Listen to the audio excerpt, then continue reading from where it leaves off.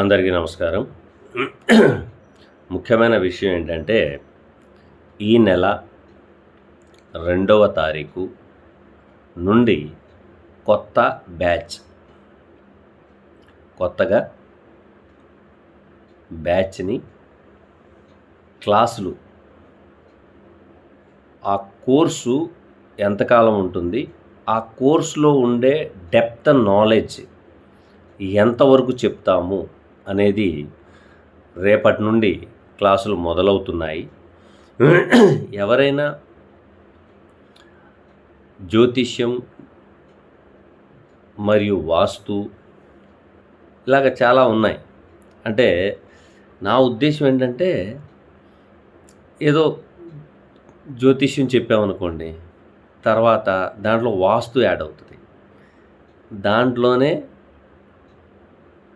Numerology వస్తుంది, దాంట్లోనే namology వస్తుంది.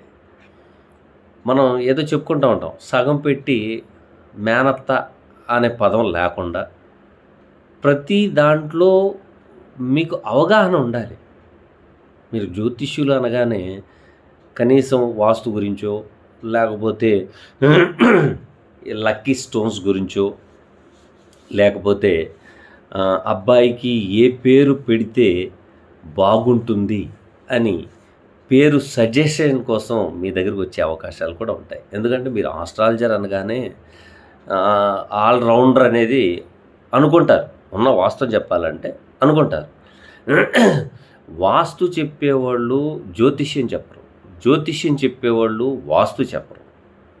ఇక్కడ చూడండి, ఎందుకంటే మీకు సిద్ధాంతులు దొరుకుతారు, జ్యోతిష్యులు తక్కువ మంది దొరుకుతారు. కానీ వాస్తులో జ్యోతిష్యం పార్ట్ ఉంటుంది, జ్యోతిష్యంలో వాస్తు పార్ట్ ఉంటుంది. ఆ రెండింటినీ కలిపి చెప్పడం అనేది కొంచెం చాలా కష్టమైన విషయం. ఉన్న వాస్తవం చెప్తున్నాను. అలాగే మన బ్రాహ్మిన్స్ ఉన్నారు, పంచాంగం చూసి చెప్పేస్తారు, పంచాంగం చూసి చెప్తారు. కానీ జ్యోతిష్య ఫలితం చెప్పేవాళ్ళు తక్కువ మంది ఉంటారు. జ్యోతిష్యం జాతకాలు చెప్పడం అనేది చాలా తక్కువ మంది ఉంటారు. అంటే ఇప్పుడు మనం వివాహం గురించి మన పంతులు గారి దగ్గరికి వెళ్తాం, నక్షత్రాలు, పిల్లాడు పిల్లది నక్షత్రాలు తీసుకుని మనం వెళ్తే వారు ఎంతవరకు చెప్తారు? ఆ 2 పొంతలు బాగున్నాయా లేదా అని చెప్తారు. అంతేగాని వాళ్ళ లైఫ్ ఎలాగుంటుందని చెప్పరు. చాలామంది 100కి మహా ఉంటే 70 మంది చెప్పరు, ఒక 25 మంది అయితే చెప్తారు. ఎందుకంటే దాంట్లో కూడా ప్రావీణ్యత ఉండాలి అనే భావన. సో అలాగే నిన్నే మాకు మీటింగ్ జరిగింది. మా వాళ్ళు ఏమన్నా అడిగారంటే, సార్ కొంచెం వాస్తు కూడా చెప్తే బాగుంటుంది, దీంట్లోనే ఇదే సబ్జెక్ట్లో కొంత వాస్తులో కూడాను పరిజ్ఞానం పెంచితే బాగుంటుంది అనేది ఉద్దేశం సార్.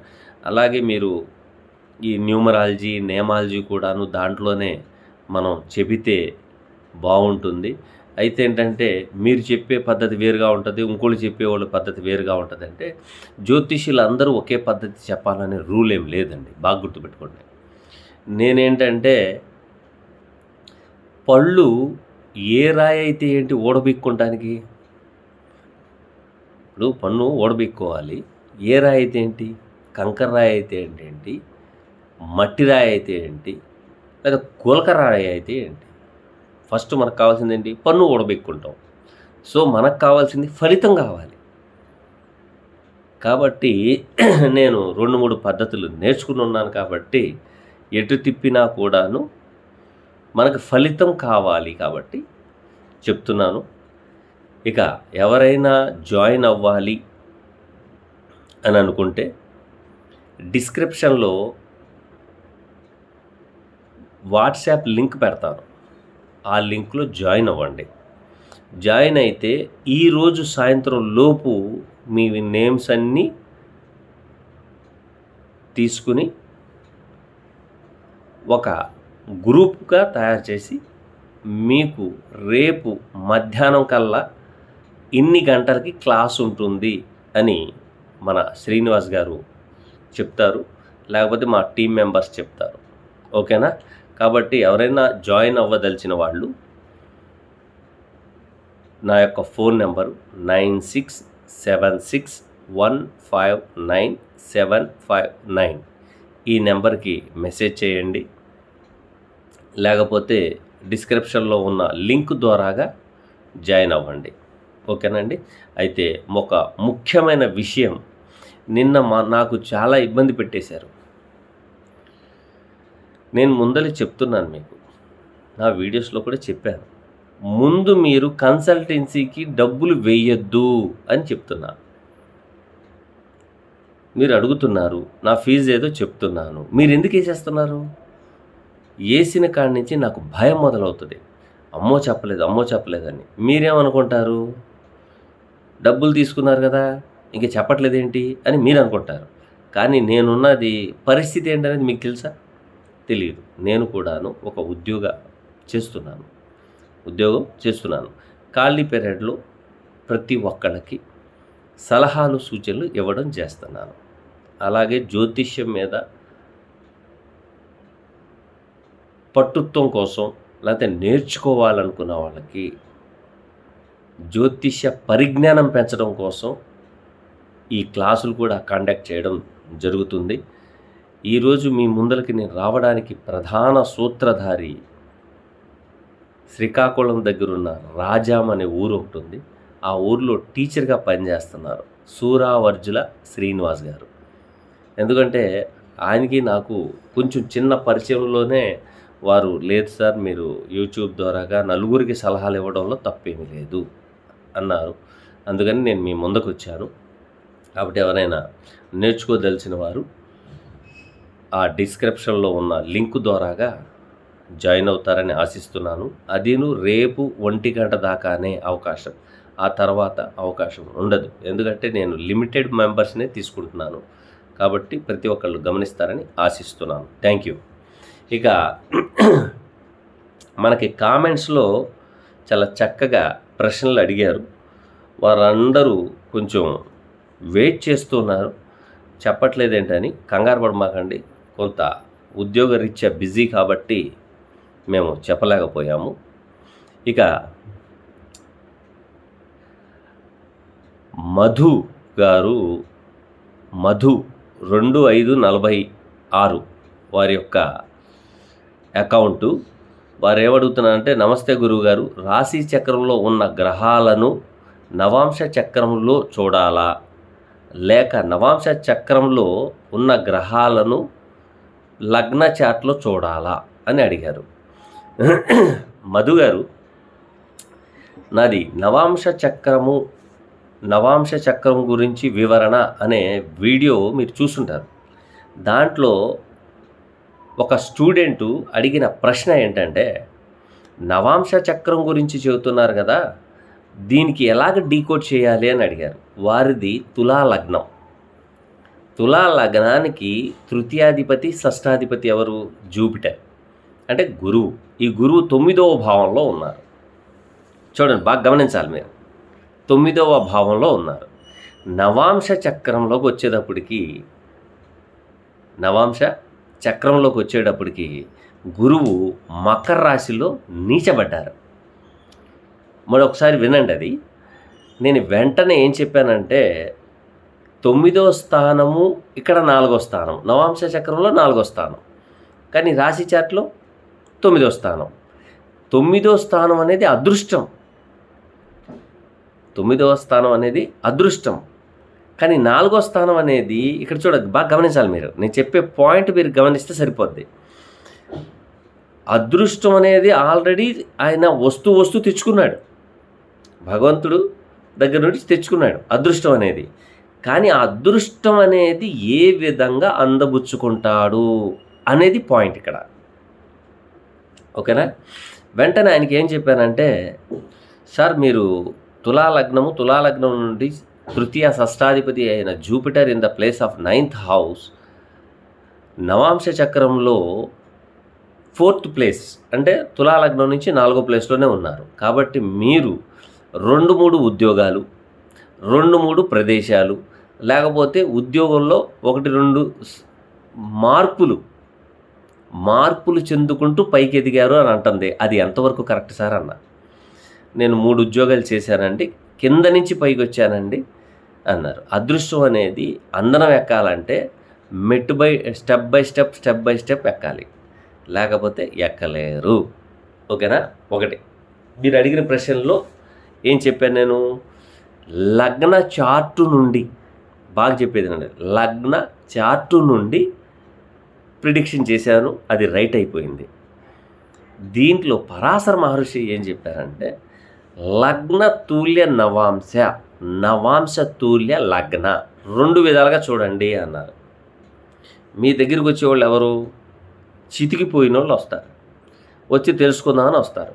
వచ్చినప్పుడు మీరు లగ్న తూల్య నవాంశ వేయండి, అది దాంట్లో చితికిపోయారనుకోండి, అప్పుడు లగ్న తూల్య నవాంశ చూసాము, నవాంశ తూల్య లగ్న చూడండి. చూస్తే మీకు ఈజీగా అర్థమవుతుంది. ఎందుకంటే 2 పద్ధతులు కూడాను మీరు చూడండి. చూస్తే ఆ రెండిట్లో దేంట్లో చితికిపోయాడు అనే సంగతి మీకు తెలుస్తుంది. తెలిసినప్పుడు నవాంశలో చితికిపోయారా లేకపోతే రాశి చక్రంలో చితికిపోయారా అనేది ఉంటుంది కదా. రాశి చక్రంలో మన వాళ్ళు చాలామంది ఎంత తప్పు చేస్తున్నారంటే అంత తప్పు చేస్తున్నారు. చంద్రమంగళ యోగం ఉందని, లేదా గజకేసరి యోగం ఉందని. అరే నవాంశ చక్రంలో రావాలండి అది. గజకేసరి యోగం రావాలన్నా, చంద్రమంగళ యోగం రావాలన్నా మీకు రాశి చక్రంలో మీకు తెలిసింది గజకేసరి యోగం ఉందని, లగ్న చార్ట్లో తెలిసింది. తెలిసినమ్మటనే మీరు చాలా బాగుందని చాలామంది గెంతులేస్తారు. కానీ మీకు అనుభవంలోకి ఎప్పుడు వస్తుంది అనేది కావాలి. ఫస్ట్ అనుభవంలోకి వస్తుందా రాదా అనేది నవాంశ చక్రమే చెప్పుద్ది. ఈ నవాంశ చక్రం ఏంటంటే అదృష్ట చక్రము. నేను మళ్ళీ చెప్తున్నాను, అదృష్ట చక్రం ఏదైనా ఉంది అంటే అది నవాంశ చక్రమే. అందుకనే వివాహంలో కూడాను అబ్బాయి మూలంగా లేక అమ్మాయి మూలంగా సంపద వస్తుందా రాదా అంటే అనుకూలవతి వస్తుందా రాదా అనేది భావన. మనం ఓకే సంపద వచ్చిందంటే యాడ్ నుంచి వచ్చింది చెప్పండి. ఇప్పుడు 2 లక్షలు సంపాదిస్తున్న నెలకి, వచ్చిన అమ్మాయి రోజుకు ఒక ఫేషియల్ షాప్కి, రోజుకు ఒక పోనీ టైల్ కటింగ్కి, రోజుకు ఒక ఐబ్రో కటింగ్కి, లేకపోతే రోజుకు ఒక షాపింగ్కి వెళ్ళిపోతూ ఉంటే వచ్చిన 2 లక్షలు మిగులుతాయా? మిగలవు. మీరు తీసుకొచ్చిన 2 లక్షలని ఆ అమ్మాయి ఖర్చుల నిమిత్తాన్ని కొంత చేతిలో ఉంచుకోవడం, కొంత సేవింగ్ చేయాలి అనేది ఆలోచన కలిగే వ్యక్తి కావాలి. అంతేగాని పులికి చారలు ఉన్నాయి కదా అని నక్క వాతలు పెట్టుకుంటే ధనుర్వాతం వస్తుంది. చాలామంది నాకు ఫోన్లు చేసి నాకు కలిసి రావట్లేదు, నాకు ఇలా జరిగింది అలా జరిగిందంటే డబ్బులు ఉన్నప్పుడు ఎందుకు ఎగిరారు అంటా నేను. డబ్బులు ఉన్నాయి, ఎగరడం ఎందుకు? వాళ్ళ ఇంట్లో ప్లాస్మా టీవీ ఉంటే మీ ఇంట్లోకి ఎందుకు? అంత అవసరం లేదు కదా. నేను చెప్పే వీడియోస్లో అన్నీ సీరియస్గానే ఉంటాయి. కానీ ఈయన చాదస్తంగా చెప్తున్నాడంటే దెబ్బతినేది ఎవరు? నేనా మీరా? ఓకేనా? కాబట్టి ధనం వస్తుంది అంటే నెక్స్ట్ స్టెప్ పోతుంది అని అర్థం.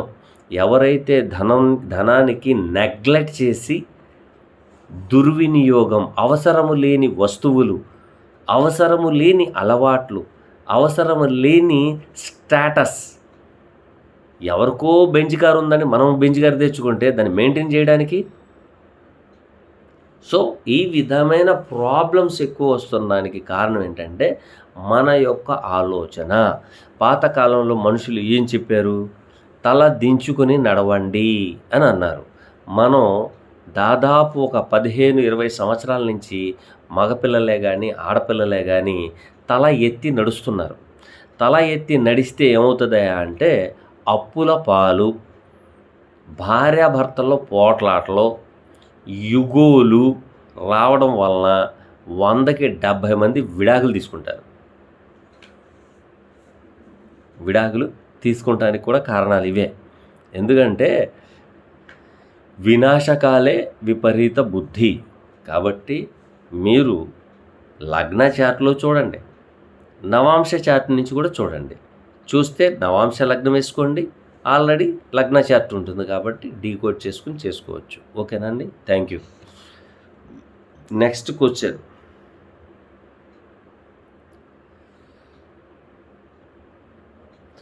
ఉమామహేశ్వరరావు గారు అడుగుతున్నారు. ఏమని అడుగుతున్నారంటే, ప్రస్తుతం గురుగారు నమస్కారం, ప్రస్తుతం రవి గోచారంలో కన్యా రాశిలో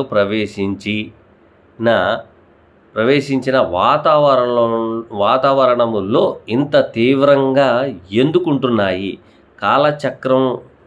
చక్రంలో స్థితిగతుల మూలంగానా అని. చాలా చక్కటి ప్రశ్నేనండి ఇది. ఒక్క విషయం చెప్తున్నానండి ఉమామహేశ్వరరావు గారు, మీరు చేయాల్సిన పని ఏంటంటే 1947కి వెళ్ళిపోవాలా. 1947కి వెళ్ళిపోతే మనకి స్వతంత్రం ఎప్పుడు వచ్చింది? 1947లో. ఎన్ని గంటలకు వచ్చింది? రాత్రి 12 గంటలకి. రాత్రి 12 గంటల యొక్క లగ్న చార్ట్ వేసుకోండి. వేసుకున్న తర్వాతే మనం డీకోడ్ చేయాలి. అంతేగాని ఇప్పుడు గోచారంలో ఉంటుంది. మేము గత వీడియోస్లో కూడా చెప్పాం, ఇలాగా ఉత్తర వాయువ్యము, పశ్చిమ వాయువ్యం, దక్షిణం వైపు నుండి కొన్ని అనర్థాలు జరగబోతున్నాయి. వాతావరణ మార్పుల మూలంగా, కొంత యువకుల మూలంగా కూడాను రాబోయే కాలంలో భారతదేశంలో చాలా ఇబ్బందిదాయకమైన వాతావరణాలు సూచిస్తున్నాయని చెప్పాము. అయితే అప్పటి గ్రహగతులు అంటే 1947 సంవత్సరంది లగ్నం కట్టుకుని అప్పుడున్న లగ్న చార్టును బట్టి మన యొక్క భారతదేశం మీద, భారతదేశంలోనూ భారతదేశం చుట్టుపక్కల ఉన్న దేశాల్లో కూడాను వాతావరణాలు దాన్ని బట్టే తెలుసుకుంటారు. దాన్ని ముండెన్ ఆస్ట్రాలజీ అని అంటారు. సో ఇక్కడ మీరు గమనించండి, రవి కేతుతో సంబంధం, అలాగే బుధుడితో సంబంధం. సో వాతావరణంలోకి వచ్చేటప్పటికి వృషభ లగ్నంలో మనకు స్వతంత్రం వచ్చింది. అయితే వృషభ లగ్నానికి పంచమ భావంలో చతుర్థాధిపతి వెళ్ళి కూర్చున్నారు. సో చతుర్థాధిపతి అంటే స్వక్షేత్రాధిపతి అవుతాడు. కాబట్టి అంటే మన ఇండియా భూమండలానికి చతుర్థాధిపతి రవి అవుతారు. సో ఆ రవి వెళ్ళిపోయి కేతువుతో సంబంధం పెట్టుకున్నారు. ఈ కేతువుతో సంబంధం పెట్టుకోవడం వలన కొంత వాతావరణంలో మార్పులు, మనుషుల్లో పోట్లాటలు, ఈ కుల ఘర్షణలు,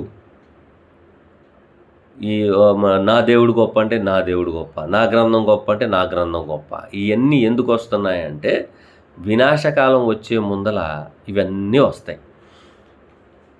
ఫస్ట్ ఆ 3 గ్రంథాలు చదివినోళ్ళు చాలా తక్కువ. 3 గ్రంథాలు చదివితేనే మనకు అర్థమవుతుంది, లేకపోతే అర్థం కాదు. ఏం అర్థం కాకుండా ముందర కొట్టుకు చేస్తున్నారు. ఎందుకంటే వినాశకాలు ఆల్రెడీ బ్రహ్మం గారు చెప్పినట్టు వినాశకాలం వచ్చేసి ఇక రాబోయే కాలాల్లో కూడాను భారతదేశంలో చాలా మారణకాండాలు కూడా జరిగే అవకాశాలు ఉన్నాయి. ఎందుకంటే ఒకరికొకరికి గెట్టక, ఒకరికొకళ్ళు దోచుకుని, ఎవరో ఏదో చెప్పేశారు అనే దాని మీదే ఫోకస్ ఎక్కువగా ఉంటుంది ఇప్పుడు. ఎందుకంటే రాబోయే కాలంలో రాహు శనులు కలుస్తున్నారు. బాగా గుర్తుపెట్టుకోండి. వాట్సాప్లో కానీ, ట్విట్టర్లో కానీ, ఇన్స్టాగ్రామ్లో కానీ, ఫేస్బుక్లో కానీ కొన్ని అనర్థదాయకమైన వీడియోస్ రిలీజ్ అవుతాయి. అలాగే హ్యాకర్స్ ఎక్కువగా ఉంటారు.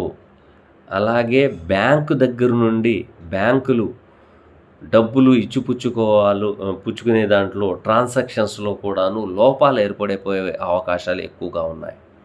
ఎందుకంటే ఎదుగుదాము అనుకున్న వాడు కూడా దెబ్బతినిపోతాడు. కారణం ఏంటంటే వృషభ లగ్నానికి బాధకుడైన శనితో రాహు సంబంధం పడుతుంది. So Rahu is a manipulator, cheater. దాని యొక్క ఇంపాక్ట్ చాలా బలంగా ఉంటుంది. అది కుంభరాశిలో శని యోగిస్తాడు కదా, అది అంటే ఒక్కొక్క జ్యోతిష్యులు ఒక్కొక్క విధంగా చెప్తారండి. నాకు కొంచెం చాదస్తం, ఎందుకంటే ప్రతిదీ కొంచెం సూక్ష్మంగా చూసే చాదస్తం ఎక్కువ.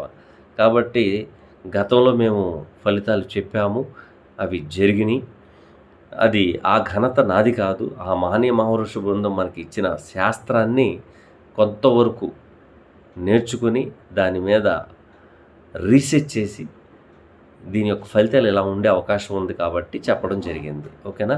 కాబట్టి వాతావరణానికి వచ్చేటప్పటికి ముండేన్ ఆస్ట్రాలజీని ఫాలో అయితేనే మీకు అర్థమవుతుంది, లేకపోతే అర్థం కాదు. ఓకేనా? Thank you. Next question,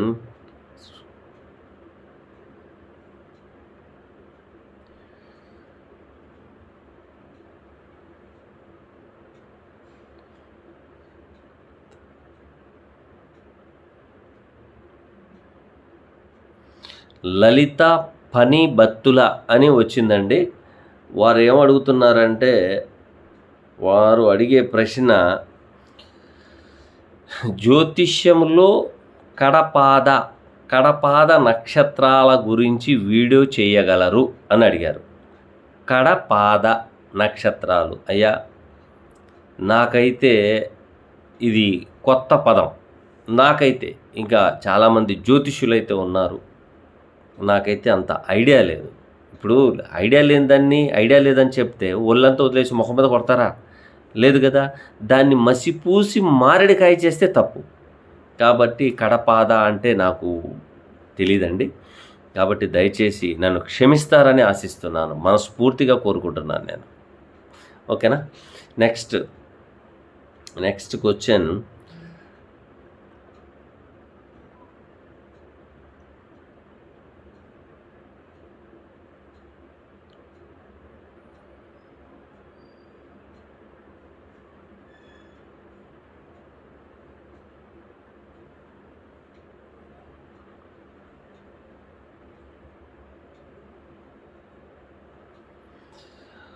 Kovvuri Sai అఖిల గారు 1675 వాళ్ళ ఆ అకౌంట్ నుంచి కాంటాక్ట్ చేస్తున్నారు. మేము ఏమి చేసినా కలిసి రావడం లేదు అని అడిగారు.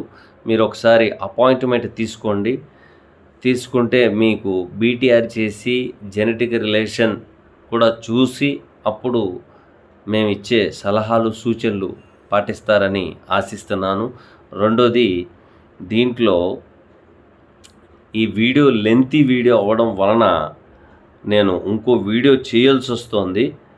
కాబట్టి దాంట్లో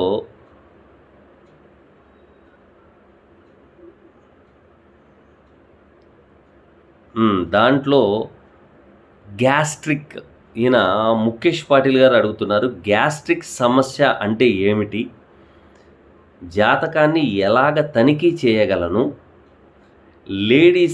లేడీస్కి సంతాన సమస్యలు మరియు జాతకాన్ని ఎలాగ తనిఖీ చేయాలి, మెదడు స్ట్రోక్ గురించి వివరించండి అని ఇచ్చారు. ఓకే, అది కూడా చెప్తాను. ఓకేనా? నెక్స్ట్ వీడియోలో మీరు గమనిస్తారని ఆశిస్తున్నాను. అలాగే రేపటి నుండి మనం క్లాసులు మొదలవుతున్నాయి.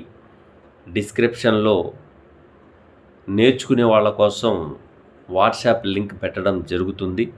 కాబట్టి ప్రతి ఒక్కళ్ళు గమనిస్తారని ఆశిస్తున్నాను. Thank you.